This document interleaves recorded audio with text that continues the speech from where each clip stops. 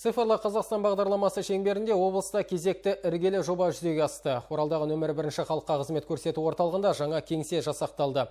Мұнда азаматтар қажетті анықтамаларды өз бетінше электронды түрде ала алады. Толығырақ тілші материалында.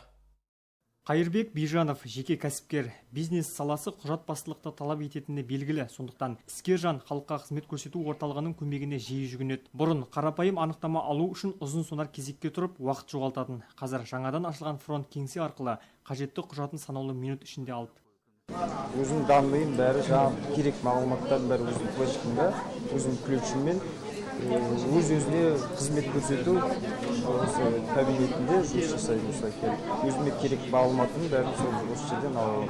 Бұл жерде очередь еш нәрсе болмайды. Фронт кеңсе компьютерлермен жабдықталған. Мұнда тұрғындар азаматтарға арналған үкімет порталына кіріп, электронды қолтаңба арқылы өз бетінше анықтамалар ала алады. Компьютермен жұмыстануда орталық мамандары көмек көрсетеді. Халықтың цифрлық сауаттылығын арттыру бағытында мекемеде арнайы сынып ашылған. Жұмыс күндері кез келген тұрғын құжаттарды электронды түрде алу шарттарымен танысып, компьютер тілін меңгеруіне болады. Класс арқылы күніне сабақтар өткізіледі. Осы жақында ғана қосылған 3 мемлекеттік қызмет түрлері банағы денсаулық сақтау басқармасы бойынша банағы туб диспансердегі анықтама, яғни учетта жоқ деген бұрынғы псих центрдағы анықтама және наркологиялық центрдағы анықтамалар осы электронды үкімет порталы арқылы берілетін болады. Цифрлы Қазақстан бағдарламасының басым бағыты мемлекеттік қызмет түрлерін сандық жүйеге көшіру. Қазір өңірде 741 қызметтің 450-ден астамы электрондық түрде көрсетіледі.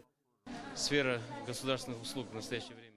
Мемлекеттік қызметтерді сандық жүйеге көшіру жұмысы жанданып келеді. Өңір бойынша мемлекеттік қызметтердің 65% электронды түрде көрсетіледі. Биыл бұл көрсеткішті 80%-ға жеткізу көзделіп отыр. Облыста 145 мемлекеттік қызмет көрсету мекемесі бар.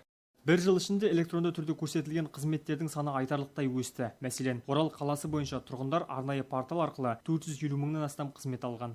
Еркебұлан Смадияр, Рүстем Ишанов, Нұртай Батырғали, Ақжайық телеарнасы.